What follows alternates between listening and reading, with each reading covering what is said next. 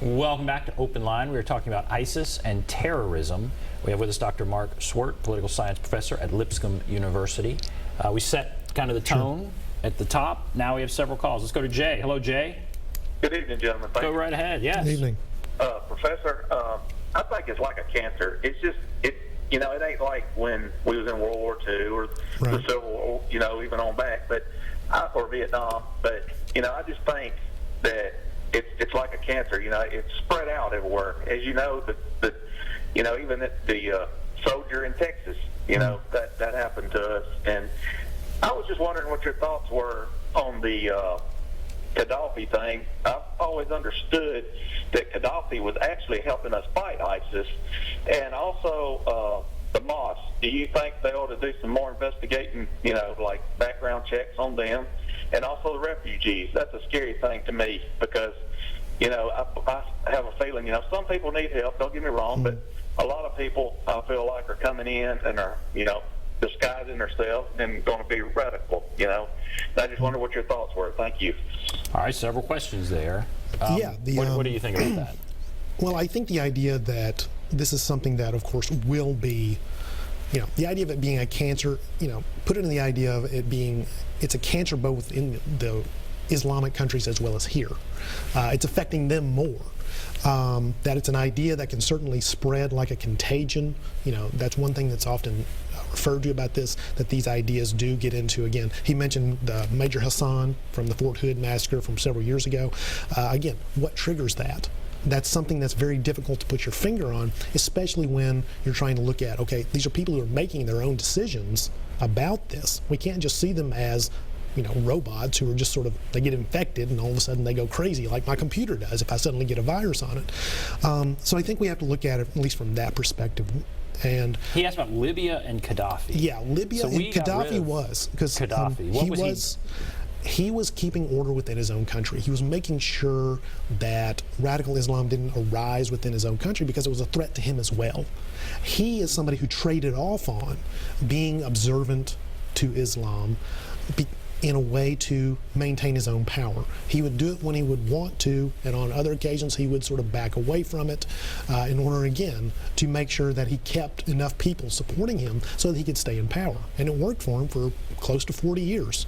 So was that predictable when he was killed, that this would happen? I think so, simply because radical Islam and the way it's portrayed in terms of Al-Qaeda and ISIS is much like any other ideology. It's a way of explaining what's going on. It provides a plan, it provides a hope for those who feel like we need a plan, we need a way of taking control of our own situation, of making a difference in the world, keeping ourselves safe, of prospering in this world. And radical Islam can provide that to you.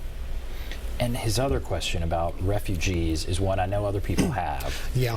And how do you answer that? Well, okay, you asked two things. One about observing mosques, which the FBI has been doing that for years. Okay, they've got that covered. When it comes to, even probably to a point where we'd probably be very uncomfortable with how much observation of someone's religious practices goes on.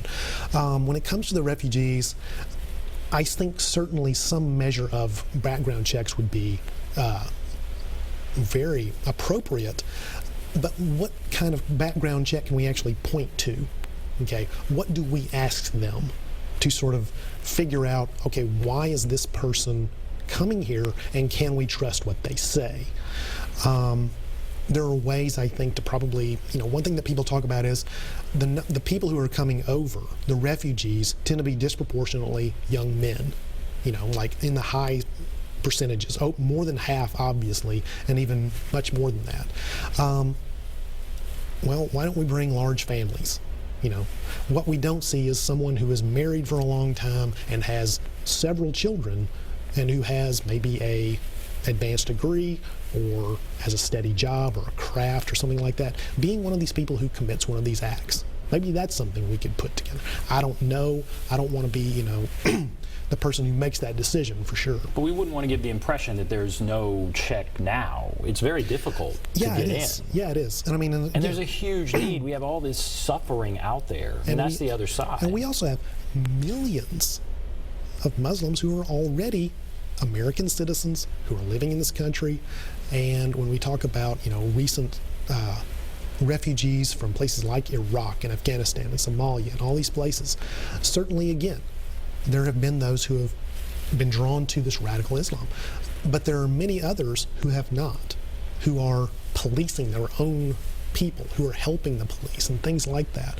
So we really don't want to do what terrorism usually is trying to do, which is basically provoke the government, provoke a population to overreact and play into the hands of those terrorist groups. If we suddenly start doing things that are an overreaction, then we actually start pushing those people away. And there's always a sort of process of people who become comfortable in a culture that is not their own. Is that something that is natural? I don't really think so, but most research shows by the second generation, people have really started to become comfortable in that country as opposed to their what might be referred to as their home country.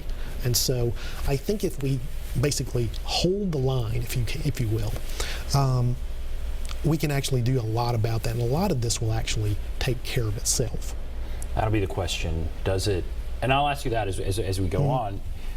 But we have to be very intentional. Yeah, are you optimistic? Even? I am fairly. But now I'm going to ask you that later.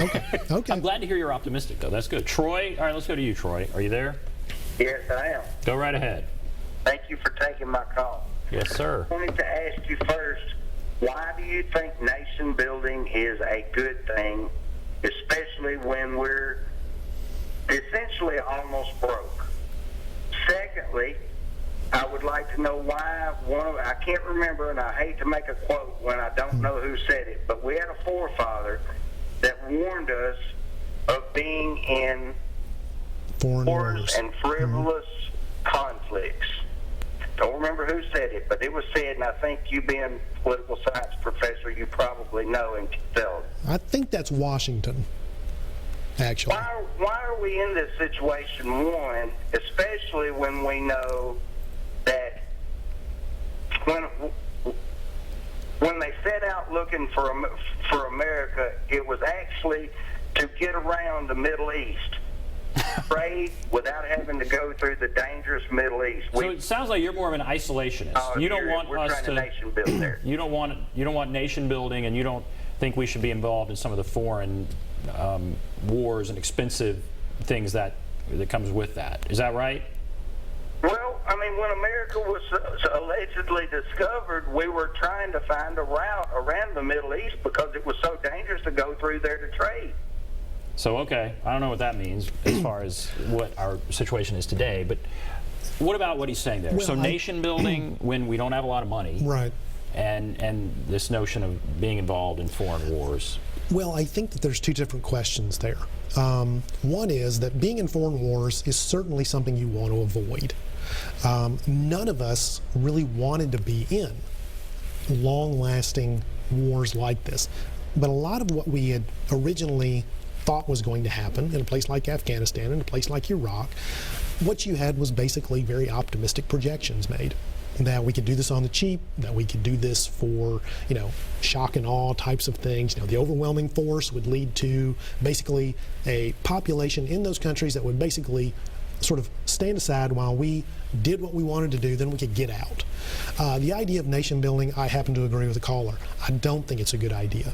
When you're trying to basically project what's going to be a country like Afghanistan or Iraq or Libya now or Syria and try to say, well, what we need to do there, they need to do things like we do. I think that really ignores a lot of what is really important to this, and that is things like the local culture. That is the situation that you find them in. It's very difficult to think that the Iraqi people are automatically going to act like middle-class Americans when they've been underneath a dictatorship for 30 years. Now, it's not that democracy can't work in those countries, but it's going to work very differently than it does here. And the fact that we try to do it with an army and then throwing money at the situation by building schools and roads and things like that, that doesn't work here. I don't know why we would think it would work there.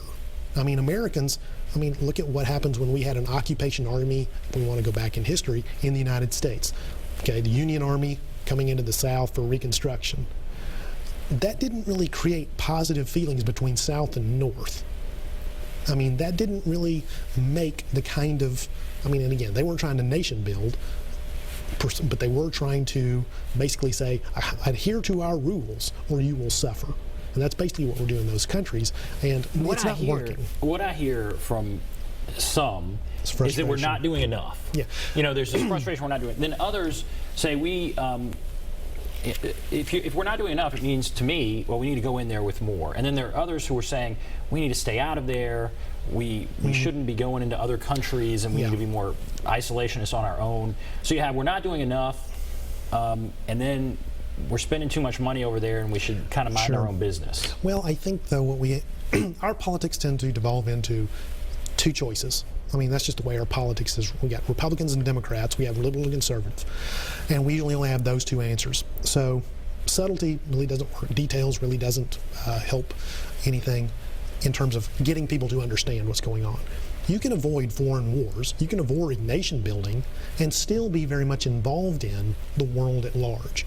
You can be isolationist and still be caught up in nation building and things like that. You just may do it closer to home. So those terms are really not as helpful, I think, as a lot of people would like them to be. And also, though, I completely understand. We have little return on our investment, both in treasure and also in American lives.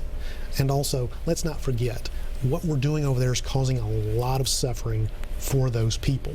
Now, I'm not saying we're the only source of that or we're the reason suffering is taking place. I believe that fighting the Taliban is a worthy cause. But is there another way to do it? Maybe that's something we need to point our fingers towards. Is there another way to deal with Islamic State than simply throwing bombs at them? Is there another way to do it besides putting ground troops in there? And people don't know the numbers, and we have to take a break, but 25,000 ISIS fighters killed in 2 years, that's a lot. That's and it's substantial. many more civilians. I mean, if you were to go through the numbers of people that have died in Syria and Iraq in the last several years, it's astounding. So the suffering, but we have to take a break. The suffering is just through the roof. All right, we're going to take a break. If you want to call, there's the number. If you're on the line, hold on. 615-737-PLUS, 615-737-7587. Take a break. Be back right after this.